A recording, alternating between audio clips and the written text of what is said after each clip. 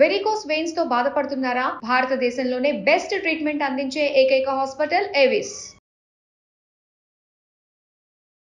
నమస్తే అమ్మా. నమస్తే అమ్మా. అమ్మా, కొన్ని సార్లు చేతులు కాళ్ళు తిమ్మిర్లు పట్టేస్తాయి. ఎందుకు పడతాయో తెలీదు. కొంచెం సేపు అయితే తప్ప అది వదలదు. కొన్నిసార్లు పిక్కలు పట్టేస్తూ ఉంటాయి అమ్మా నిద్దట్లో. తర్వాత వేళ్ళు కొంగర్లు పోవటం ఇవి కూడా చూస్తుంటాం కదా. ఏమన్నా చిన్న చిన్న చిట్కాలు ఏమన్నా ఫాలో అవ్వచ్చు అంటారా వీటికి?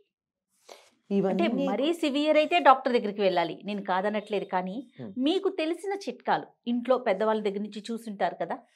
ఇవి ఆహారంలో ఉన్న తేడా వల్ల, ఆరోగ్యంలో ఉన్న తేడా వల్ల వస్తాయమ్మా. కొంతమందికి తరచుగా వస్తాయి, రెగ్యులర్గా ఉంటాయి. కొంతమందికి ఎప్పుడన్నా ఒకసారి వస్తాయి. ఈ ఎప్పుడన్నా ఒకసారి వచ్చేది అప్పుడు తిన్న ఆహారంలో తేడా.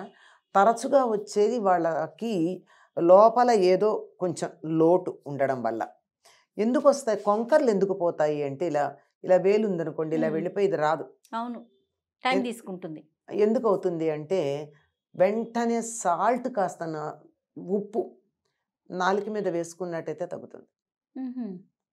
కొంకర్లు పోవడానికి లవణాలు లేకపోవడం కారణం చాలా వరకు. ఎక్కువగా చిన్నపిల్లలకు రాదండి కొంకర్లు పోవడం, పెద్దవాళ్ళకే వస్తుంది. గమనించినట్టయితే బీపీ టాబ్లెట్లు వేసుకునే వాళ్ళకి తరచుగా వస్తుంది. అవును, గమనించండి. అవునవును. ఎందుకంటే ఇవాళ మీరు ఇంత సాల్ట్ తినటానికి, అది న్యూట్రలైజ్ అవ్వడానికి ఏదో మందులు వేసుకుంటాం కదా. అసలు సాల్టే లేకుండా తింటే ఇదే అక్కర్లేదు, అసలు బీపీ టాబ్లెట్ అక్కర్లా. కానీ అది అంతే మాట వరుసగా అంటాం, కానీ అది ఒక్కటి కాదు. ఆహారంతో పాటుగా ఆహారం అనేది మనం నోటికి సంబంధించిన ఆహారం గురించే మాట్లాడుతున్నాం. కానీ మనకి వేరే చాలా ఆహారాలు ఉన్నాయి కదమ్మా. కంటితో, నోటితో, చెవితో తినే ఆహారాలు ఉన్నాయి. వాటి వల్ల ఏమవుతుంది?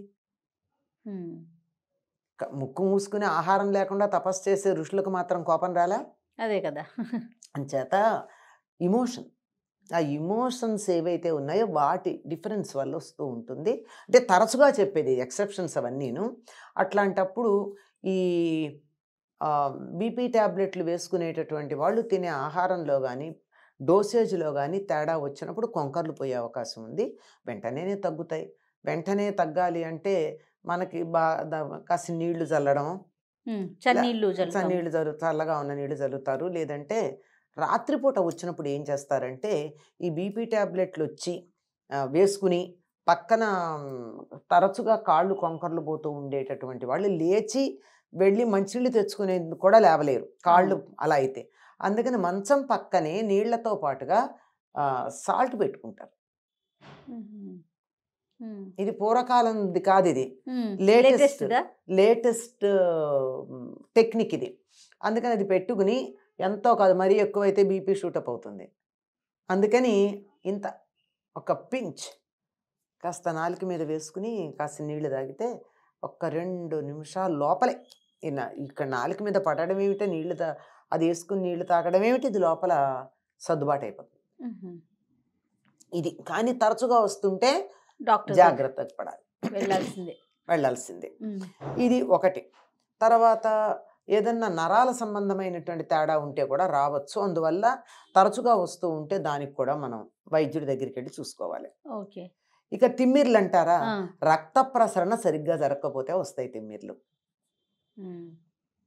ఇప్పుడు ఉదాహరణకి ఇప్పుడు వేలు ఇక్కడ ఉంది, ఈ వేలు దగ్గర ఇక్కడ గట్టిగా రబ్బర్ బ్యాండో దారమో వేసి కట్టేసి కొంతసేపు రక్తం ఇక్కడ దీనికి స్పర్శ జ్ఞానం ఉండదు.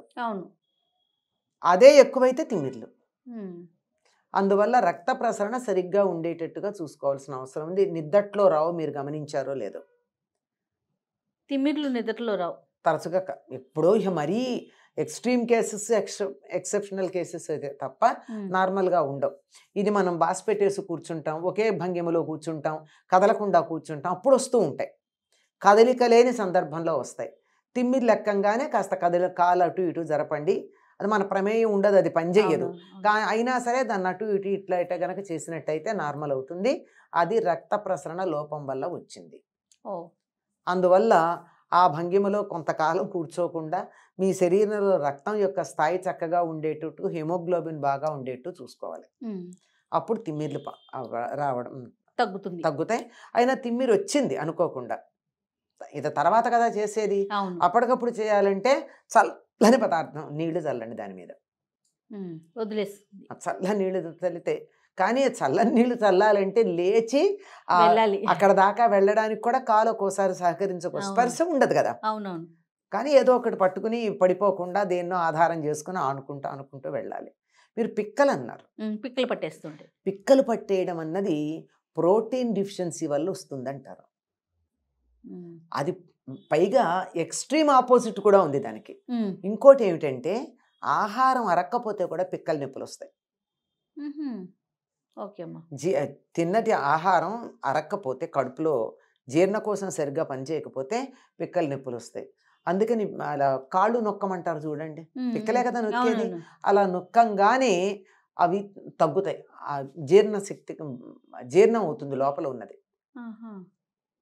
అందుకని కాళ్ళు నొప్పులు ఉన్నాయి అంటే, పిక్కల నొప్పులు ఉన్నాయంటే కొంచెం నూనె రాచి దాన్ని ఇలా గనక నొక్కున్నట్టే, ఇలా నెమ్మదిగా నొక్కుతూ గనక ఉన్నట్టయితే బాగా స్పర్శలో ఎక్స్పర్ట్స్ అయితే కదువులు కట్టినట్టు తెలుస్తూ ఉంటాయి. ఆ కదువులన్నీ నార్మల్ అయ్యి నొక్కుతూ ఉండంగానే తేన్పులు కూడా వస్తాయి, లోపల గ్యాస్ పట్టేసి ఉంటుంది, తగ్గుతుంది. అందువల్ల చాలా ఉపశమనం కలుగుతుంది. అందుకే పూర్వకాలం అత్తగారులను మంచి చేసుకోవడానికి కోడళ్ళు కాళ్ళు పట్టేవాళ్ళు.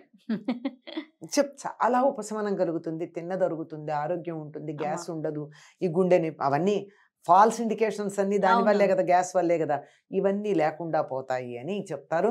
అంతేకాదు విపరీతంగా పరుగులు పెట్టి నడిచి, పిల్లలకైతే అందుకు పిల్లలకి 2 కారణాలుగాను వస్తుంది. ఒకటి, బాగా పరుగులు పెట్టి ఆ శరీరంలో ఉన్నటువంటి ప్రోటీన్ అంతా ఖర్చు అయిపోయి అసలు వాళ్ళకి త్రాణ లేదు, నిస్త్రాణ అయిపోయింది, అప్పుడు వస్తాయి. లేదంటే తిన్నదేదో అరక్కపోతే వస్తాయి. ఈ రెండింటికి కూడా కాళ్ళు నొక్కితే తగ్గుతుంది. ఈ ప్రోటీన్ డెఫిషియన్సీ వల్ల వచ్చిన సందర్భం అయితే కొంచెం నూనె రాస్తే తొందరగా తగ్గుతుంది. అందుకని పిక్కల నొప్పులు వస్తే ఎందుకు వచ్చింది, నష్టమేం లేదు కదా, కాస్త కొబ్బరి నూనె లేకపోతే నెయ్యి అలా రాచి, లేదు ఒరికాలు నొప్పి అని ఒకటి వస్తుంది, అంటే ఒక కాలే ఒరు అంటే ఒకటి ఒక్క కాలు నొప్పి వస్తూ ఉంటుంది, పట్టేసి గుంజేసి అసలు ఆ బాధ మామూలుగా ఉండదు. అవును. అటువంటిది వస్తే గోరువెచ్చని నీళ్లల్లో పేరు నెయ్యి వేసుకుని తాగేయాలి. బాగుండదు, అస్సలు బాగుండదు. నీళ్లల్లో నెయ్యి వేసుకుంటే అసలు రుచే ఉండదు. అయినా సరే ఆ నొప్పి తగ్గాలి కదా, గోరువెచ్చని నీళ్లల్లో ఇంత పేరు నెయ్యి వేసుకుని తాగేసినట్టయితే 5-6 నిమిషాల లోపల ఆ ఒరికాలు నొప్పి తగ్గుతుంది. ఇది ప్రాక్టికల్గా పెద్దవాళ్ళు చేసి పిల్లలు దానివల్ల రిలీఫ్ పొందినటువంటి చిట్కా అమ్మ. దీని వెనకాల ఏ రకమైనటువంటి వైద్య శాస్త్ర పరిజ్ఞానం ఉందో మనకు తెలియదు, కానీ ఉపయోగించింది ప్రయోజనం మాత్రం ఉంది. ఆ పరిజ్ఞానం తెలియకపోయినా ప్రయోజనం మాత్రం ఉంది. ఎంతో మంది పిల్లలకి రిలీఫ్ రావడం నేను నా కళ్ళతో చూసాను. ఓకే అమ్మా. అది వైద్యమేమో నేను చెప్పలేను, కానీ రిలీఫ్ మాత్రం వచ్చింది.